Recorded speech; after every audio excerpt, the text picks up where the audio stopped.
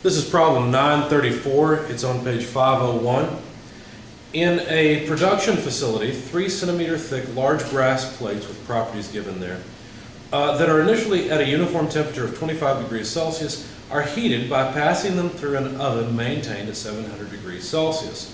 The plates remain in the oven for a period of 10 minutes.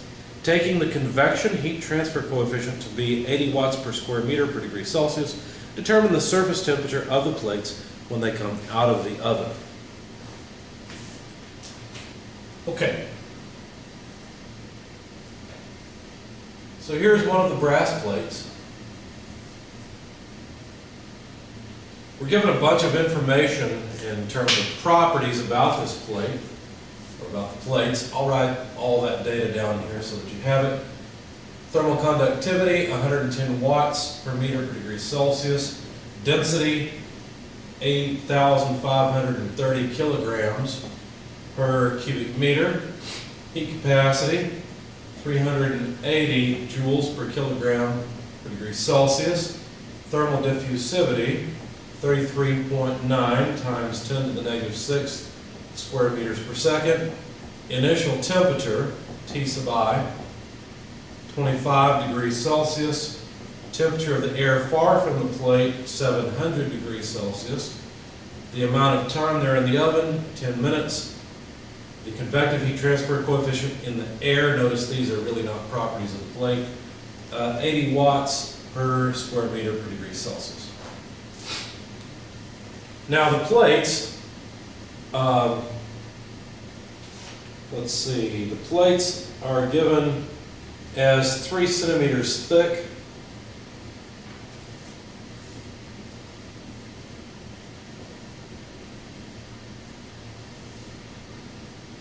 Okay, and the area, let's see, somewhere the area is listed. I'm looking for it now.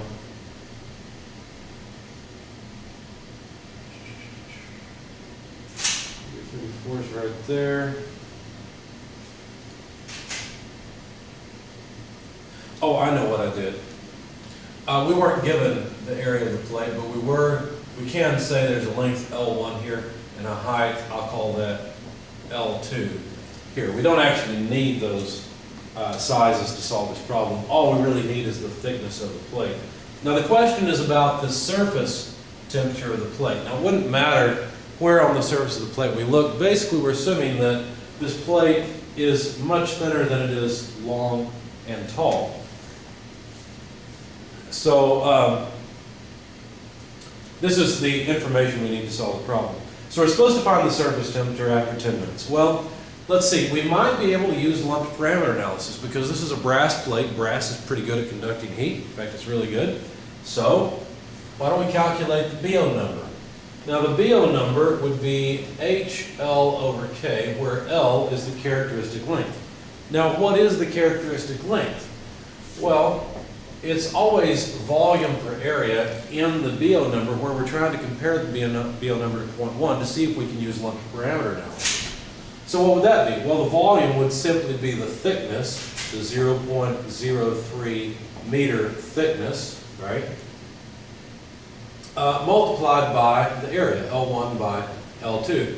And of course, the surface area for heat transfer would be very close to 2 times this face. Basically, this face, this large face, plus the backside large face, is essentially the volume per area ratio. Notice again that I'm assuming L1 and L2 are much larger than the thickness because I'm not taking into account the area on the sides here. So L1 and L2 cross off, and this becomes basically just the thickness T over 2.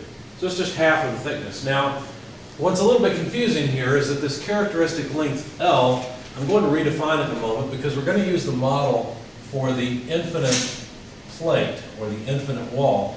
And in that case, the dimension L is the half thickness. Now you notice that the dimension L comes out as thickness over 2, so this all works out, but it can be confusing. Okay, so the thickness of the plate over 2 is what we need, so that's just 0.015 meters. So now we can calculate the BO number And the BO number is the convective heat transfer coefficient, H, which is 80 watts per square meter per degree Celsius, multiplied by 0.015 meters, which is the thickness, divided by K, where K is the thermal conductivity, 110 watts per meter per degree Celsius. So the degree Celsius and watts go away, one of the meters go away there, and then the other one goes away here. And sure enough, the BO number is dimensionless. The BO number comes out to about 0.0109, and of course, it's non-dimensional. Now, that's the first step in calculating or in solving a problem like this. Now, this number is in fact less than 0.1. So we could use lumped parameter analysis, but for the sake of argument, for the sake of understanding the models, I'm going to use the models that take into account the variation in temperature within the body, which is, I can do that, that's valid, it's just more difficult. And then at the end I'll calculate the center temperature of the plate and see if it's significantly different. So I'm going to calculate the surface temperature as requested using a more complicated model. Then I will calculate the center temperature of this plate and see if there's a significant difference between that temperature to verify that we are justified using lumped parameter analysis, or would have been justified using lumped parameter analysis. Okay, so we've just shown we can. We've got a BO number. As I said, I'm going to use more complicated models, so I'll have to use the Fourier number, which is thermal diffusivity multiplied by time. Now be careful, before I use lowercase t for thickness, this t is for time, it's the amount of time that elapsed, and I hope you weren't confused earlier when I wrote t over 2. I was talking about the thickness of the plate divided by 2, not time divided by 2. Anyway, so alpha t over L squared. Well, once again, L is the characteristic length. If we plug in the numbers, 33.9 times 10 to the negative 6 square meters per second, multiplied by t, the time, 10 minutes, but 10 minutes, we need it in seconds, so it can be dimensionless, right? So 10 minutes times 60 seconds per minute would give us 600 seconds worth of time. Divided by the length squared, well, the characteristic length is 0.015 meters, which has to be squared, so you can see that the meters will in fact go away because the meters will be squared just like the number will be squared. Okay, so we've got a dimensionless number, which is a good thing. The Fourier number should be so. So that's 90.4, and that's non-dimensional. Now there's an equation that we can use where we have to use lambda and lambda 1 and A1. And you've seen that in the book, in the chapter. We're going to use it, but I also like to solve these kinds of problems using the charts first. Now be careful, the charts in your book are probably wrong. Remember to use the supplementary document that I put on Blackboard attached to the homework for the unsteady charts. Okay, now I don't have those in front of me, but you need to reference them. If you're not looking at them now, pause the video, go open them up, and look at the model. Should be on page... Let's see, what page number are we on in the PDF? We're on page 14 out of 54. So if you go to that page, you look on the x-axis, okay, and you'll find the Fourier number tall. Then you have to choose which line to go to. Now the lines are listed as 1 over the BO number. So if you invert this, if you take 1 over 0.0109, what you get is about 91.7. So this is what you'll use to figure out which line you're on, and this is what you'll use to figure out where you are on the x-axis. So you go over to 90.4 on the x-axis, go up to the line that is 91.7. There is no 91.7 line, there's a 90 and a 100, so just go a little bit north of 90. You should be okay, we're right on the 90 line, that's close enough. Anyway, using those two pieces of information, one over the BO number and the Fourier number tall, what you'll find, if you read it off carefully, you'll find that the center line dimensionless temperature is about 0.35.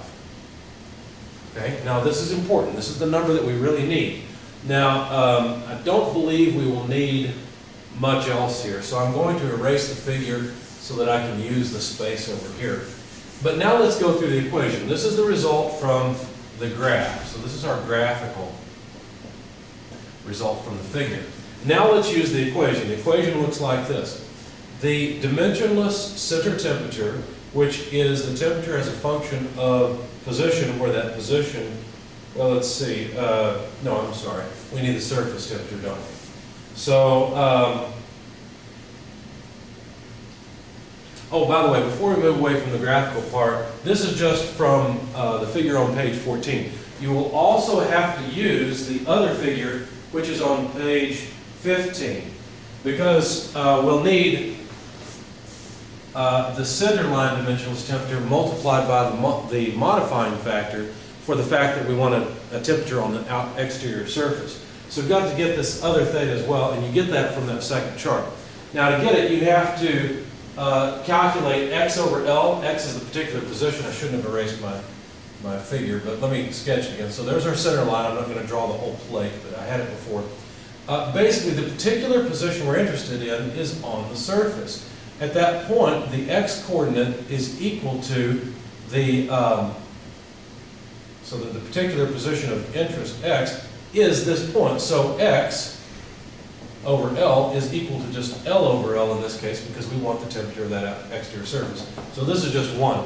Now what that does in the other figure, which is labeled figure 5S.2, what that does is it tells you which line you're on. So we're on the line that is 1, that is just unity. And once again, on the x-axis, all we have to do is read off the BO number, or the inverse BO number. So if you read off the inverse BO number, you'll notice that the numbers from 50 to 100 are all very close to 1. So my best estimate is that theta should come out right about to 0.99. It's pretty close to 1. And so the product of these two we can calculate, and we'll do that later in the context of the problem. I tell you what, why don't we go ahead, let's see, let's jot down the BO number and the inverse BO number. So the BO number is 0.0109. The inverse BO number is 91.7. All these are non-dimensional, so I won't bother writing any units or anything. 90.4 for the Fourier number. But now let's use the graphical results to calculate the temperature on the outside surface of the plate. That way we can put our results off to the side and then move on and use the equation. So to get the results, what we need to do is realize that theta naught, which is the dimensional center temperature, multiplied by the modifying factor, would just be the temperature as a function of position and time, less the temperature far away, divided by the initial temperature of the body, less the temperature far away. Okay, so what that means is that if this is what we want, where x, of course, is equal to the outside surface of that plate, then that's what we should solve for. So this would be T of x comma T equals, I'm going to run out of space. Let's try again. Let's do it down here. So T of x comma T should be equal to, we're going to multiply this factor on both sides, theta naught theta, Ti less T infinity. Okay, so that's the denominator, plus T infinity. Now we've just discovered graphically that this is 0.35 times 0.99. That takes care of theta naught and theta. The initial temperature of the plates are 25 degrees. The temperature far away, the temperature of the area of the furnace, is 700 degrees. So adding on the temperature in the furnace, T infinity 700 degrees Celsius. I have neglected my units, but it all comes out in degrees Celsius. Anyway, this comes out to 466 degrees Celsius. So let's just make a note that the temperature at the outside surface at 10 minutes is approximately 466 degrees Celsius. Now I say approximately because there's a lot of error in reading off the charts. But I like reading off the charts first so that if I use the equation and I come up with a number reasonably close to this, then I haven't made or I can be reasonably sure, I have not made a mistake in the equations. So we've used the graphical part. Now let's use the equation. Well, how does the equation look? Well, the equation looks like this. It is the dimensionless temperature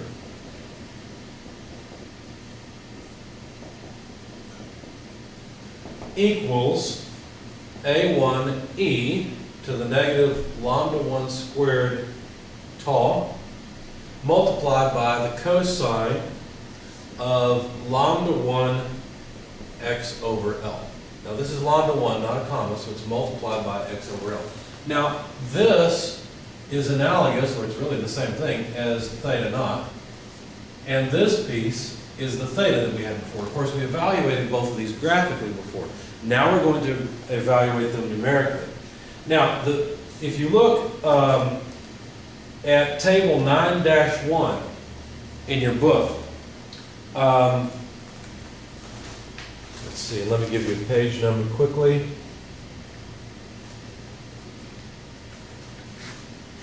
Table 9-1 is on page 474.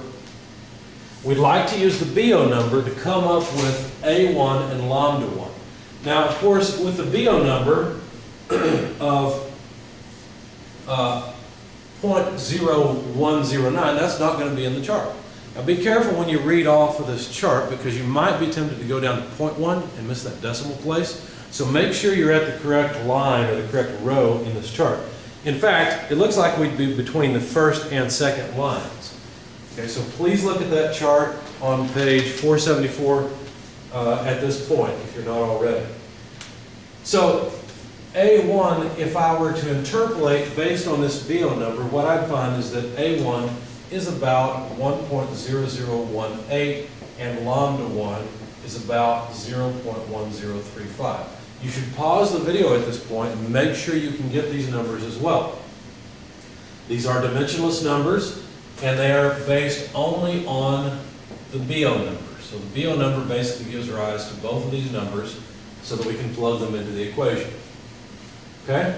The other thing you have to be careful about in this chart, make sure you're in the correct column, because there's a column for plane walls, for cylinders, and for spheres. We're in the very first two columns, right, where it's plane walls. Okay, so make sure you can get these two numbers and come back. Now, I'll assume that you're back now.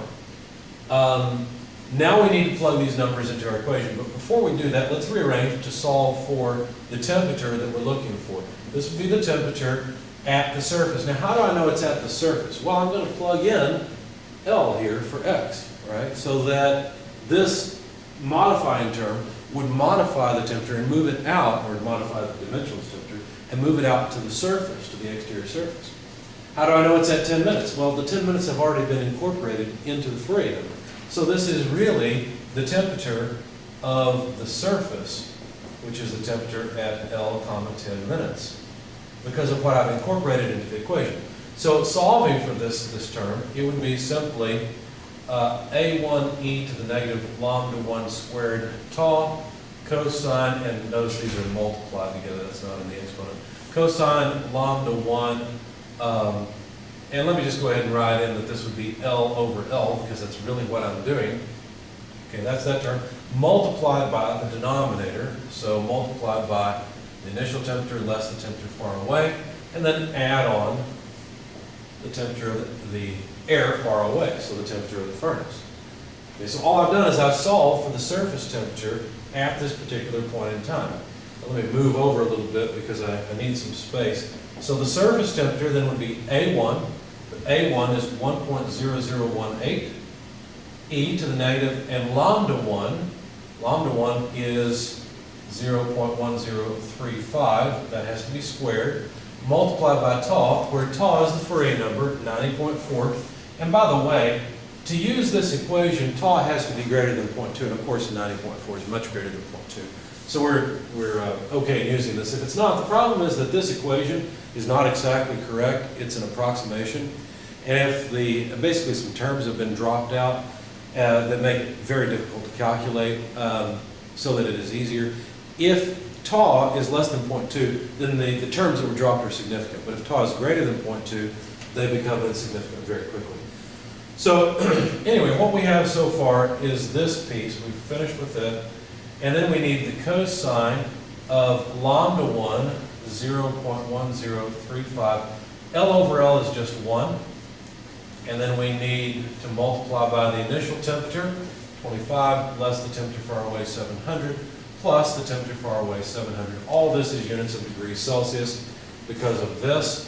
Of course, this multiplier here that ended up here, that is dimensionless. Now be careful, when you take the cosine of this number, you should make sure that your calculator is set in radians, because this is an angle in radians, it is not in degrees. All right, so you should probably pause the video at this point and make sure that you can calculate this number and get a result. Now, I'll assume you've done that and you come back. And so when I plug this into my calculator, I got about 443 degrees Celsius. So there's the surface temperature. It's reasonably close to the graphical solution. Not exact. Of course, there's a lot of error in reading off the graphical chart, so I trust this number a lot more. So the surface temperature I would report is 443 degrees Celsius. Now remember, this is the surface temperature on that plate. So that's out here. How do we know that the plate's at a uniform temperature? Well, the BO number was less than 0.1. Well, let's check it. Let's check the center line temperature. Let's find out what that is. That's actually easy to do, because if what you want is the center temperature at x equals 0, then all you have to do is get rid of the modifying factor that moves the dimensionless temperature out away from the center. So this is easy to do. So all we really need is to get rid of this cosine of 0.1, and then we would have the center temperature. So this will be at point x equals 0. So basically this term is gone. And we can calculate the center line temperature. Well, if you do that, what you find is that the center line temperature is 443 degrees Celsius. Now, obviously I've rounded off both of these numbers a bit, but it's interesting that both round to the exact same temperature. So we would have, in fact, been justified in using the lumped parameter analysis. I went through this method to demonstrate how to use A1 log to 1 and the charts.